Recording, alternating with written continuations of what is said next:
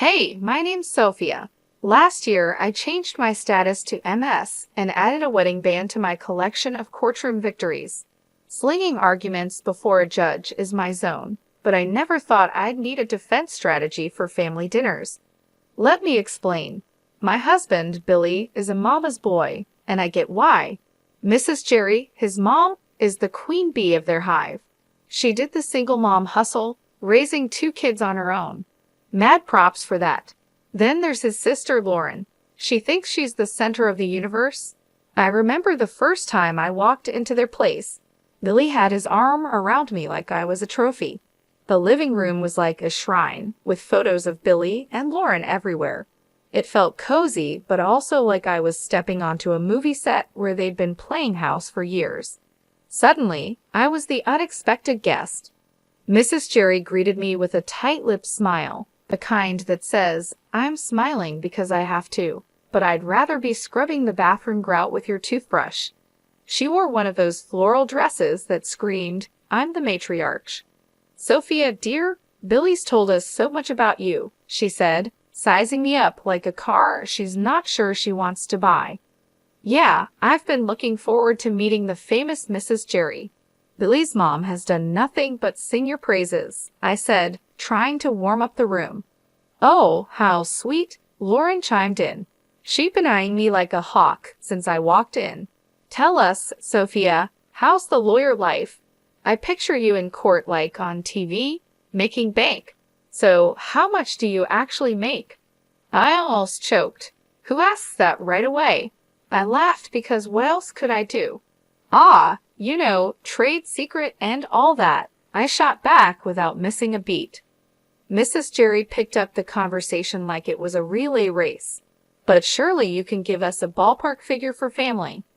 Billy shot me a look that said, please don't be mad, but I kept my cool. If I had $1 for every time someone asked me that, I have enough to change the subject. I tried to smile in a friendly way. Mrs. Jerry snorted. Yeah, she snorted. Well, it's no secret what a teacher earns, right, Billy? She asked. Billy sighed. Mom, let's not do this now. Right, she said, waving her hand like she was dismissing a servant. Anyway, you'll be like family now. Sharing is caring and all that. I glanced at Billy. He had his help me face on. I knew then I wasn't just marrying Billy. I was joining some kind of domestic Cold War. A couple of weeks later, I was standing in our kitchen, wearing an apron and cooking Mrs. Jerry's famous chili recipe. Mrs. Jerry and Lauren had this habit of dropping by unannounced like they forgot it wasn't their house. Your chili needs more heat, Mrs. Jerry said, poking at the ladle, and less salt. Watch your husband's blood pressure. Got it? I replied, but inside I was rolling my eyes so hard I could see my brain. Lauren was there too, leaning back on a stool like she was royalty. You see this spot, Sophia.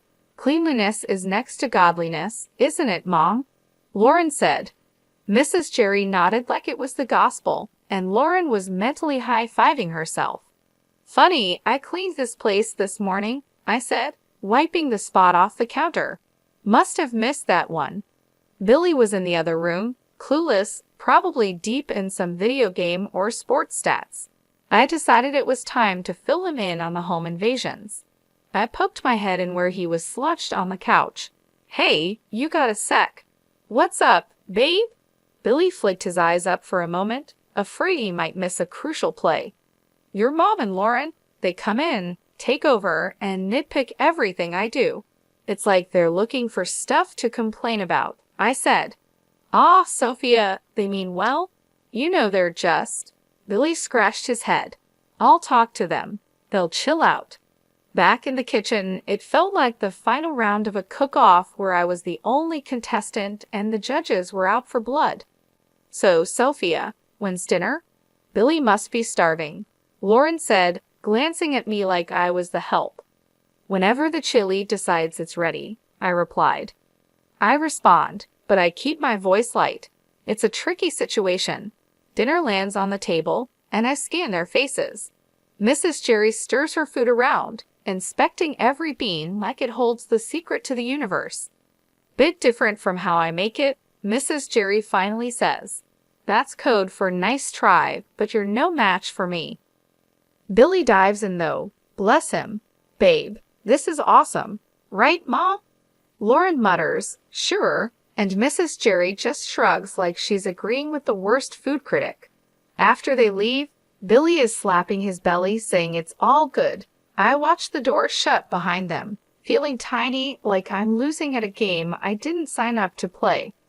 The next time they pop over, it's the same old tune, like nothing changed. I must have been dreaming to think a few words from Billy might turn the tide. Still, I asked him to talk to his mother about boundaries. I thought getting married was the hard part. Fitting into Billy's family is the real challenge. They've got their own idea of family, and I'm not in it yet. If this is what married life is like, count me out of the honeymoon phase. It was one of those days where the clock seemed to tick slower than syrup drips from a bottle. That's when my phone decided to ring. Glancing at the caller ID, my heart sank. It was Mrs. Jerry again. Sophia. Her voice was stern, and it did nothing for my headache. You think you can just snatch Billy away from us, huh? Her words stung like vinegar on a paper cut.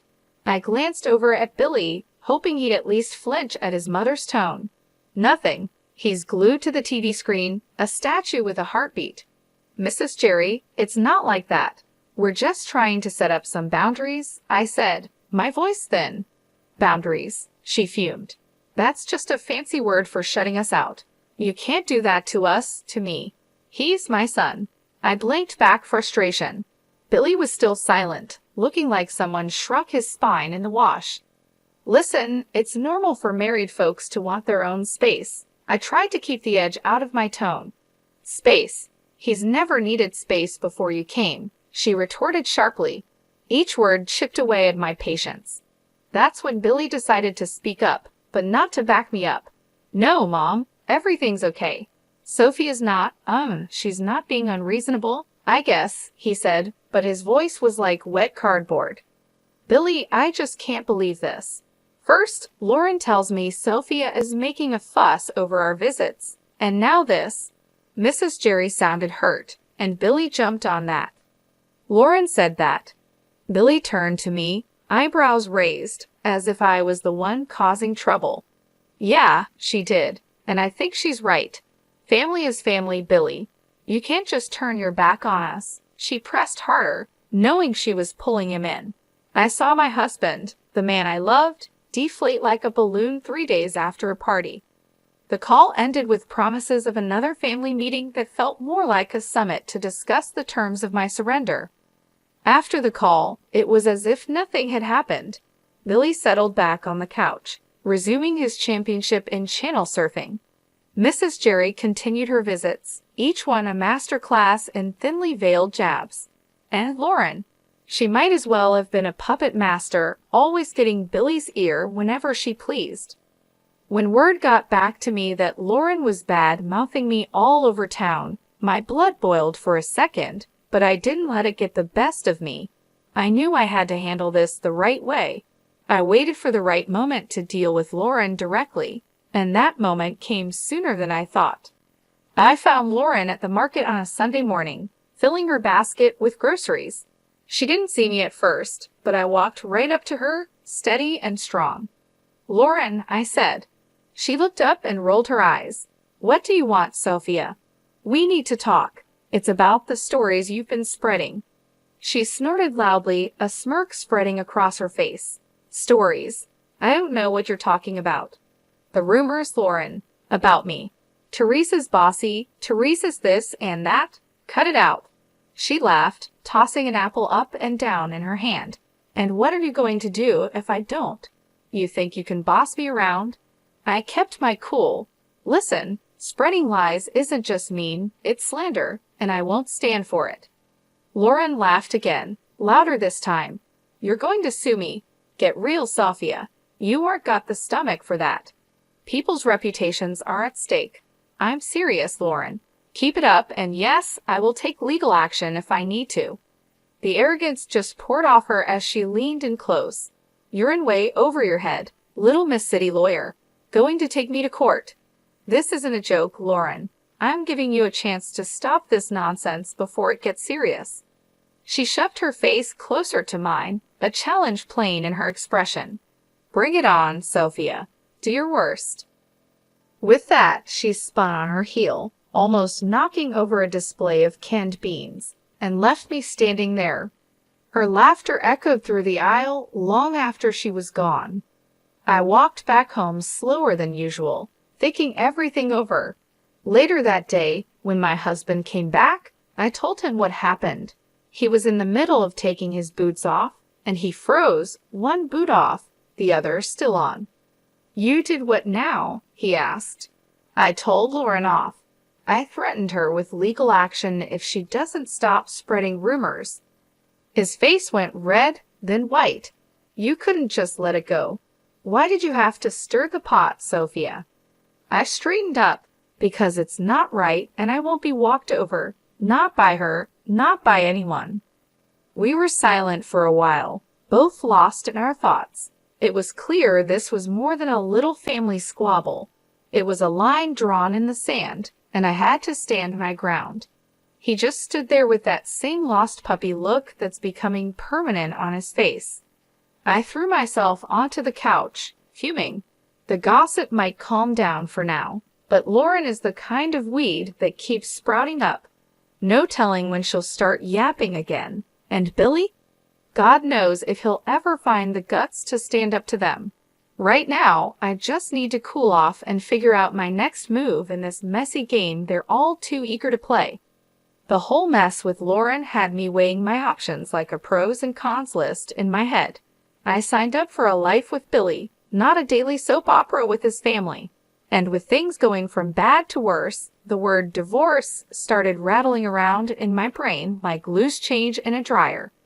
Then, as if on cue, Mrs. Jerry, the town's self-appointed gossip queen and Lauren's godmother, called me up. Sophia dear, she chirped like a bird that spotted a worm. We're throwing a little party for Lauren's engagement. It's happening at Giuseppina's next week. We'd love to see you there. The tone of her voice was all fake niceness, the kind that practically screams, I dare you to show up. After hanging up, I stared at the silent phone, thinking how this invite smelled like a setup. Billy was already on edge, and now this. I couldn't help but blurt out to him, guess who's got plans for us next week? He was sitting at the kitchen table, his forehead creased like he was trying to iron out a thought. Who's scheming now? Your sister's engagement party? I said. I say it straight out. We're invited, courtesy of Mrs. Jerry. Billy's face goes a shade paler, the crease deepening. Oh hell. Yeah, oh hell sounds about right. So what's the plan here, Billy? We going to roll over and play nice or what? He's quiet for too long, and I'm not having it. Come on, spit it out. Billy finally looks up, his eyes serious. Sophia, it's family. I think we should go. I cross my arms, feeling the heat rise up my neck, and let Lauren have a field day. I'm not their punching bag. He throws his hands up, a bit too dramatically. What do you want me to say? That's my sister Sophia. I lean in, my hands flat on the table. And I'm your wife. Does that not count for much these days? The word divorce is right there on the tip of my tongue, but I bite it back hard. Billy runs his hand through his hair, making it stand up like he's just had an electric shock. Of course it counts. Look, I'm stuck between a rock and a hard place here. I'm a heartbeat away from losing my cool. Well, guess what, sweetheart, so am I. I married you, not your constant need to please your family at my expense. Billy stands up, walks over, and takes my hands. They felt rough, all work and worry. Sophia, I love you. I do, and I hate that it's come to this. Let's not go to the party. You and me, we're a team, right? It struck me then that this was the first time in a long while he picked me over them without flinching. It felt like finding an oasis in the middle of the desert. That night, the thought of divorce quietly tucked itself away. Not gone, but sleeping like a dog with one eye always open. but it was enough for me to catch my breath, to maybe believe that we could find some solid ground again. Giuseppena's was hopping when we showed up, walls throbbing with too loud laughter and clinking glasses.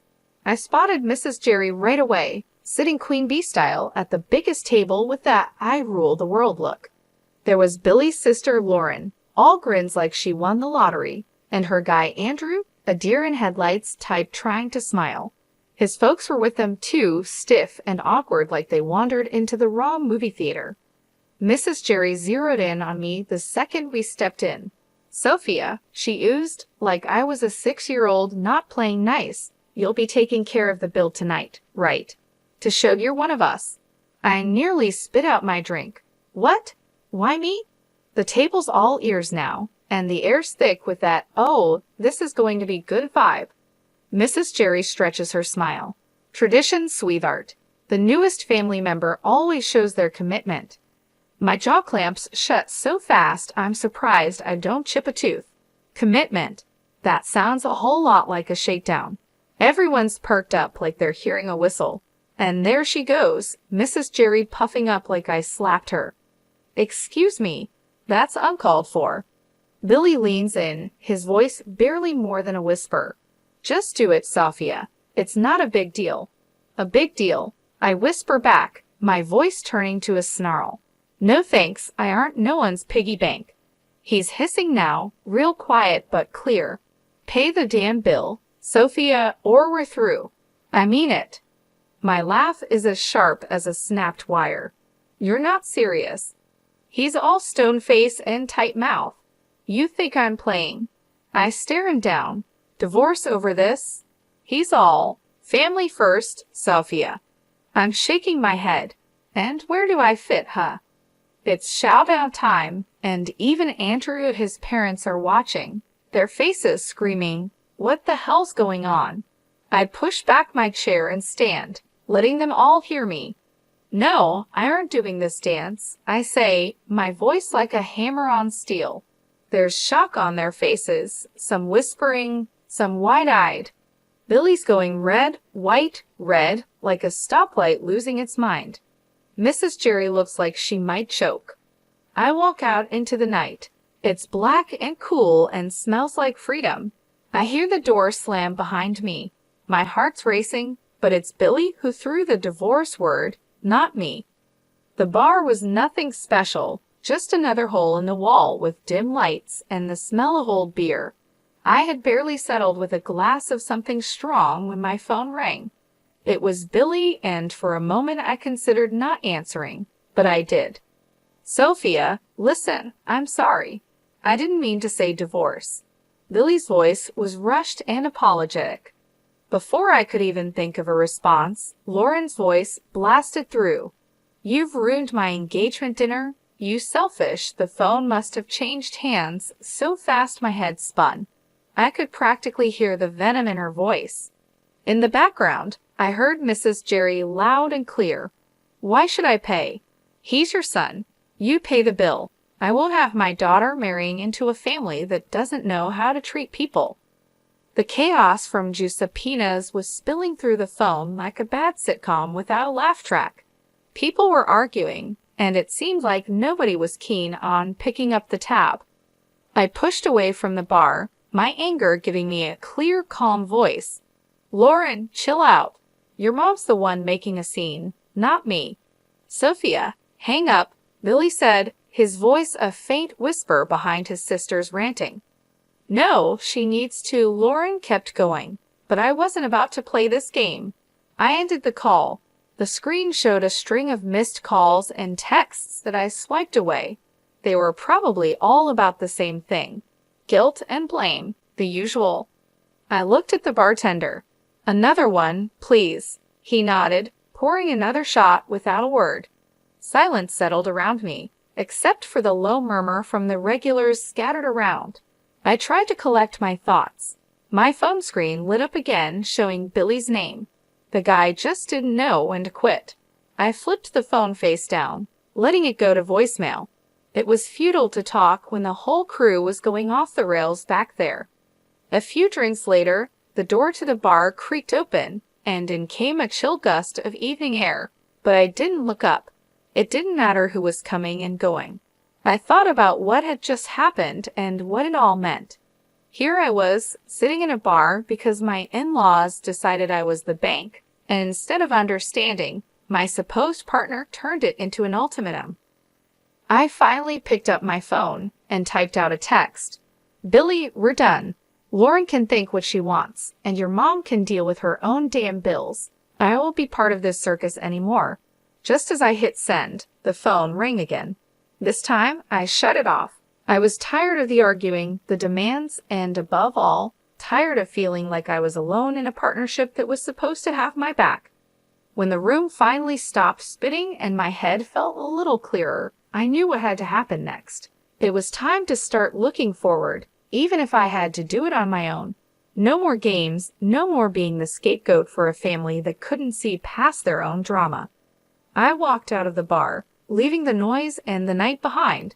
The air was getting colder, and the city lights were starting to blur into the coming darkness. The road ahead was uncertain, but for the first time in a long while, it was mine to take. What a mess that last evening was. The whole thing at the restaurant blew up bigger than anyone thought. The groom had had it up to here with the drama and ditched the engagement right then and there. You should have seen Lauren's face when he dropped that bomb. I can't believe it. No one saw it coming, least of all her. Then the mother-in-law lost it, screaming like a banshee. She was causing such a scene that the groom's family looked ready to call 911. She was yelling about disrespect and no consideration. It was pure chaos, like one of those trashy daytime shows where chairs start flying. Meanwhile, I was done. I filed for divorce and cut off all contact. I ignored Billy's calls and deleted his messages. The last I heard, he, his sister, and my former mother-in-law from hell are all holed up in the same house, probably driving each other crazy. As for me, it felt like I finally stopped holding my breath after years underwater. Life's simpler now, but that evening is still the talk whenever I bump into people from the old circle. It gets old, you know. So, here's the update for anyone who still cares. I'm living my best, most peaceful life. I'm sitting in my usual spot at the cafe down the street from my place, the one where the coffee is strong, and no one asks too many questions. The barista gives me a nod. "The usual?" he asks, like he's asking if the sky is up. "Yep," I say. That's what my days are like now, no fluff or meddling in laws. Work's a breeze when it's just that work. Free time is mine to enjoy without guilt trips or obligations. I curl up on my couch, the one piece of furniture that's followed me through all the moves. The springs are shot to hell, but it fits my back just right. I flip on the TV, watching some crime show where they catch the bad guys by minute 30. The peace is what gets me. Not eerie or lonely, just peace. Breathe in, breathe out. No more walking on eggshells or cleaning up family feuds. This is living. When I hit the pillow each night, it's with a sense of accomplishment. No pat on the back needed. I know my worth, and finally, I'm living like it. I'm eating my lunch when the phone dings a message from a number I don't know. Probably Billy using someone else's phone to reach out. I delete it without reading. Not today, Satan. Not ever. They used to say, "You'll regret this," but here I am, not a single regret in sight. The day drags out cozy and fine, ending with a glass of something smooth and a book I've been meaning to read. The heroine's tough but fair, reminds me of someone I know.